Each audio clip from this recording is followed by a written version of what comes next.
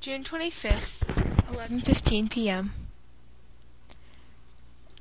After working a record 11 evenings straight and being caught by old Mr. Reed's recurring nightmare about World War II 7 of those 11 evenings, Janie collapses on the couch and kicks her shoes off. By the number of empty bottles on the rain-stained coffee table, she assumes her mother is in her bedroom down for the count. Carrie lets herself in. "Can I crash here?" Her eyes are rimmed with red. Janie sighs inwardly. She wants to sleep. "Course. You okay with the couch?" "Sure. Thanks." Janie relaxes. Carrie on the couch would work fine. Carrie sniffs loudly. "So what's wrong?" Janie asks, trying to put as much sympathy in her voice as she can muster. "It's enough. Dad's yelling again. I got asked out again. Dad says no." Janie perks up. "Who asked you out?" "Stu, from the body shop." "You mean that old guy?" Carrie bristles. "He's 21. You're 16. And he looks older than that." "Not close up. He's cute. He has a cute ass." "Maybe he plays Dance Dance Revolution at the arcade." Carrie giggles. Janie smiles. "So, got any liquor around here?" Carrie asks innocently. Janie laughs. "That's an understatement. What do you want? Beer?" She looks at the bottles on the table. "Schnapps? Whiskey? Double-stuffed vodka? Got any of that cheap grape wine the winos at Selby Park drink?" "At your service." Janie hauls herself off the couch and looks for clean glasses. The kitchen is a mess. Janie has barely been here for the past 2 weeks. She finds 2 sticky, mismatched glasses in the sink and washes them out.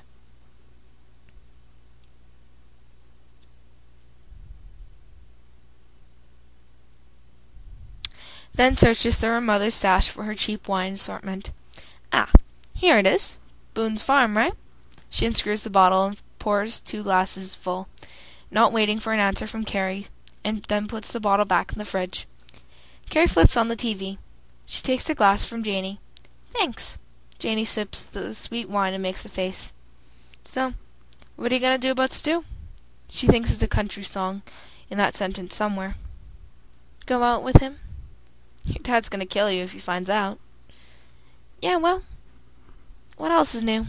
They both settled on the creaky couch and put their feet up on the coffee table, deftly pushing the mess of bottles to the center of it so they can stretch out. The TV drones. The girls sip their wine and get silly. Janie gets up, rummages around in her bedroom, and returns with snacks. "Gross! You keep Doritos in your room?" "Emergency stash, for nights such as these. Since Mother can't be bothered to actually buy food at the grocery store when she goes for her booze," Janie thinks.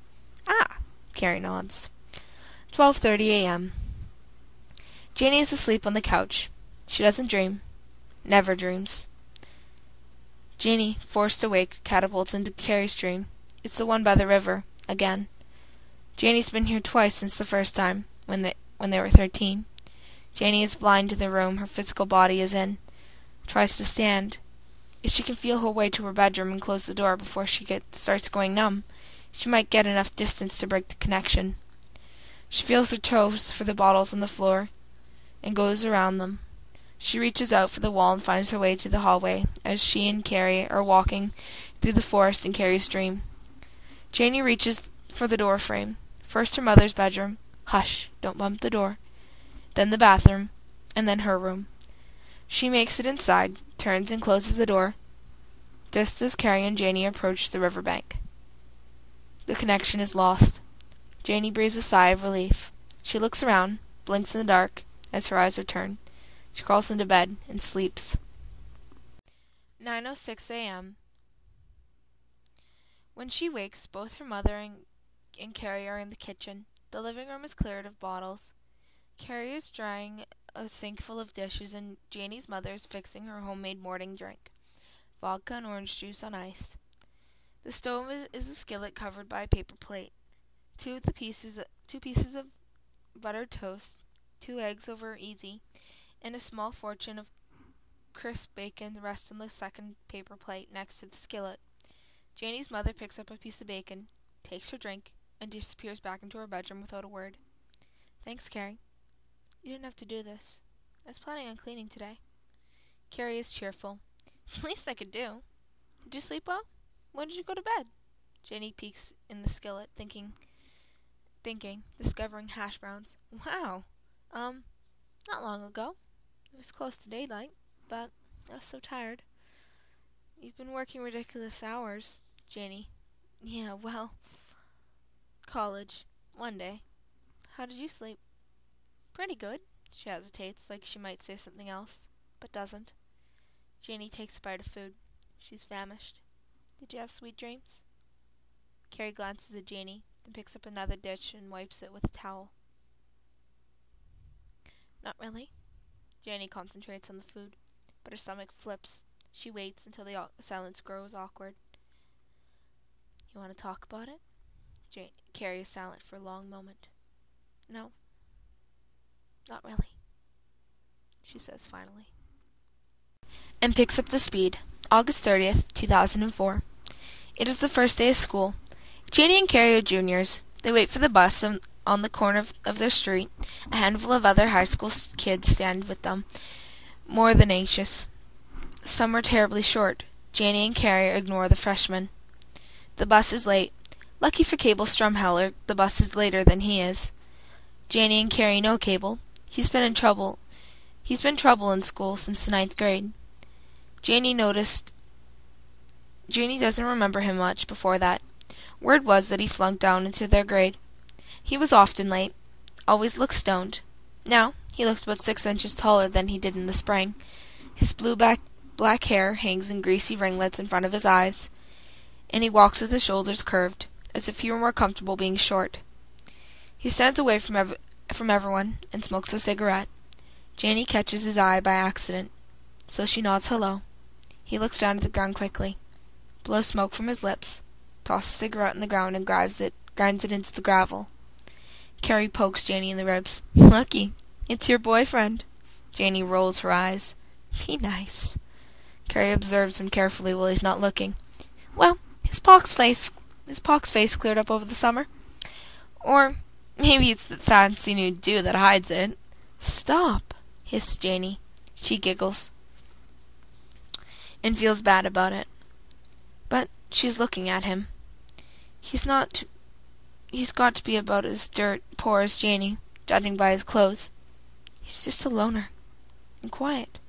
A stoner, maybe. Who has a boner for you? Janie narrows her eyes, and her face grows sober. Carrie, stop it. I'm serious. You're turning mean like Melinda. Janie glances at Cable. His jeans are too short. She knows what it's like to be teased for not having cool clothes and stuff. She feels herself wanting to defend him. He probably has shitty welfare parents like me. Carrie's quiet. I'm not like Melinda. So why do you hang with her? She shrugs and thinks about it for a minute. I don't know. 'Cause she's rich? Finally the bus comes. The ride is 45 minutes to school, even though the school is less than 5 miles away, because of all the stops. Juniors, like Janie and Carrie, are constantly by the unwritten bus rules to be upperclassmen, so they sit near the back. Cable passes by and falls into the seat behind them. Janie can feel him push his knees up against her back. She peers through the crack between her seat and back window. Cable's chin is propped up by his hand. His eyes are closed, nearly hidden behind his greasy curls. Fuck, Janie whispers under her breath. Thankfully, Cable Strumheller does not dream. Not on the bus anyways. Not in chemistry class either. Or in English. Nor does anyone else. Janie arrives home after the first day of school, relieved.